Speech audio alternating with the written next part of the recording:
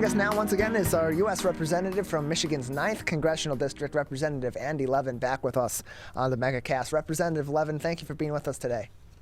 Hey, Tyler, it's great to see you. Happy to be here. Merry Christmas. Yes, to you as well, Representative. Let's start with what seems to be the beginning of the end of President Biden's Build Back Better agenda. As it was said as the news came in over the weekend, Senator Joe Manchin said he would not support it, meaning that it likely would not pass in the Senate. What are your thoughts on where Build Back Better stands and where it may go in the future if it continues to be something that is of regular discussion among our leaders in Washington, D.C.? Well, Tyler, first of all, I'm still fighting for it. I mean, it's just it includes so many things that people need. The provisions of it are incredibly popular. They would actually lower costs for families and fight against inflation. For example, by lowering the cost of childcare, lowering the cost of prescription drugs, lowering the cost of health insurance, and on and on. So it's really what the American people want. It's what they need. I'm going to keep fighting for it. And don't ask me to psychologize Mr. Manchin of West Virginia, because I'm not qualified. But I'll tell you, West Virginians are poorer than Americans on average. They have more old folks. They have more people with disabilities. They have more kids in poverty. In every way that Build Back Better would help the American people, it would help the people of West Virginia especially. So we're going to keep pushing for this, and I hope we can pass it early in the new year.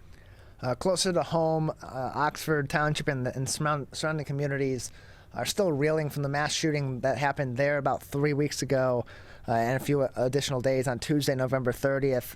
As you know, as we all know, school shootings are so common here in the U.S. We've heard from some of our local representatives in government here in the state of Michigan about actions that they're hoping to take in discussions that they're having at the state level regarding gun violence and gun possession laws and protection laws. Has there been any discussion at the federal level so far in the wake of the shooting at Oxford on any front in this issue, whether it be gun protections and the requirements that are in place for gun owners to safely secure their weapons, or for easy access to weapons to lock that down a bit more? Yeah, Tyler. Well, I mean, it's just so horrifying what happened. You said they're still reeling. I mean, let's be honest. It's a lifetime of pain if you saw your friend shot, if you lost your child. And there have been over 530 mass shootings this year alone in the U.S., and 34,000 people dead from guns. And there's no other country that's remotely like that. And we need to pass sensible gun reform to change it. We have already passed in the U.S. House this year, and we passed it last Congress too, universal background checks, closing the Charleston loophole. And we will pass more legislation through the House. I'm sure we'll pass the so-called red flag law, emergency protection orders for people who are having, are having mental illness or mental distress, who really shouldn't have guns right at that time. And I'm a proud early co-sponsor of H.R. 748, which would establish a framework for storage of firearms on residential premises, just what you mentioned. And obviously the Oxford shooting demonstrates the imperative to implement robust, safe storage across the country, as well as, if the state legislature could do it here in Michigan. Parents need to be held accountable for lax storage of firearms, leaving them about, not locking them up, not keeping ammunition separate and locking it up. And so, as many mass shootings as we have, which are horrifying, many more people, Tyler, die.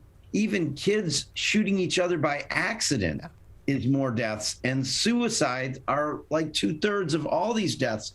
Just how would you feel if you were a proud hunter, and it's great you could own a gun, I'm all for it. But then if you left your gun lying around and your child shot your other child, I mean, I could never recover from something like that. So we do need to pass sensible gun reform. And I'll tell you, Tyler, if we could do away with the filibuster in the U.S. Senate, we would pass these bills. Do you know that 90% of Americans support universal background checks, including majorities of Republicans, majority of gun owners? But because of the craziness of our political system, even when we pass them in the House, they go die over in the U.S. Senate. So I'm all for it. I'm fighting for it. And you're absolutely right. We need to get legislation passed. We're joined by Representative Andy Levin from Michigan's 9th Congressional District with us today on the MegaCast. And we had some good news about a month ago when Huntington Woods native and journalist Danny Fenster was released from his detention in Myanmar. And more recently, with you being the co-chairman of the Haiti caucus in the House, we had good news coming in that the remaining members of a group of North American missionaries who were in captivity in Haiti were recently escaped from their captivity. Can you talk about the current political climate in the nation of Haiti, and what are some answers that are, or solutions being discussed domestically here to address some of those political issues down there in Haiti? Yeah, well, first of all, hallelujah that Danny's home. He was Danny Fenster home for Thanksgiving. His wife, Juliana, was able to come as well. They had Thanksgiving together with Danny's family, and Danny helped light the menorahs. It's just in the menorah in the D and in Huntington Woods, just wonderful.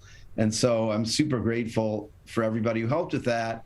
And mostly, Tyler, a lot of people whose names cannot be mentioned, and they're people abroad. I just want everybody who's watching and hearing this to know that there's so many people of goodwill in this world who are willing to help in a situation like that.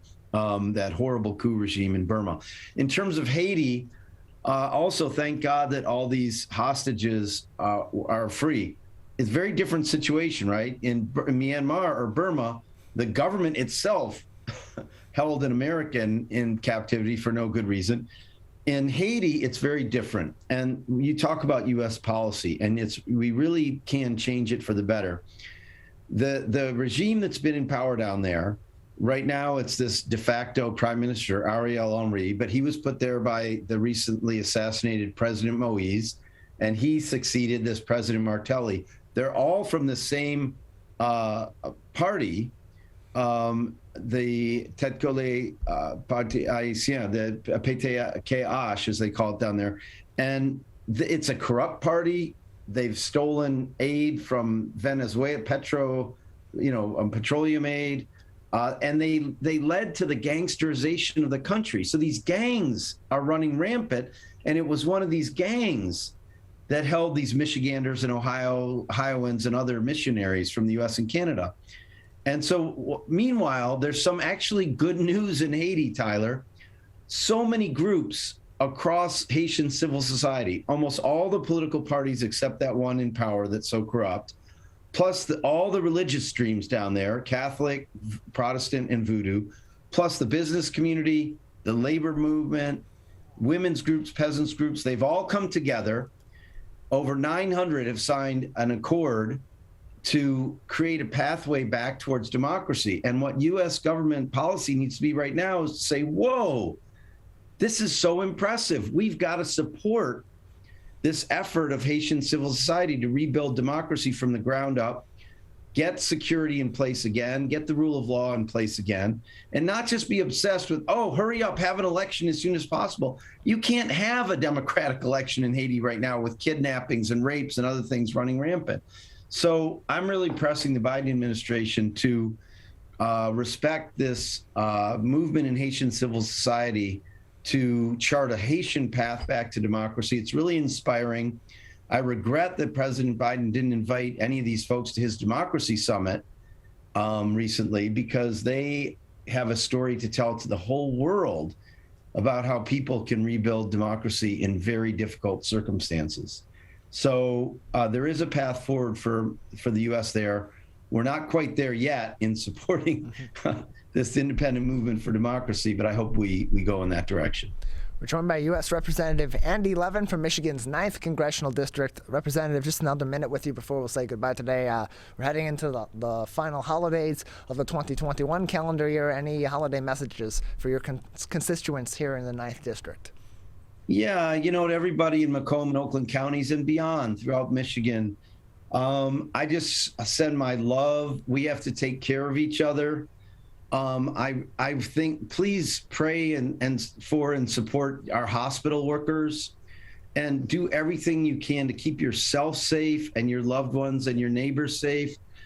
Tyler, let me just say this. One of my buddies who I play hockey with every week for like 15 years, super healthy, strong 36-year-old guy is dead today because he wasn't vaccinated and he caught COVID and he died. I mean, this guy was the picture of health, Tyler. So I'm begging everybody, put all politics aside, follow science, love each other, to get vaccinated, get boosted, and mask up, do whatever's necessary when you're in tight quarters with strangers so that we can all have less death and suffering. And give our hospital workers a break. Oh my gosh, Tyler, they are. It's just I just can't even imagine being a nurse or an orderly or a dietary worker in a hospital or a doctor and going in there day after day in crisis conditions like it's wartime.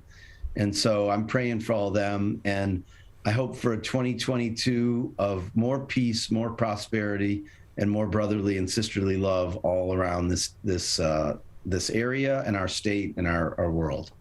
Well, Representative, thank you very much for joining us. Appreciate your time. Thanks, Tyler. Take care of yourself. Bye-bye. You as well.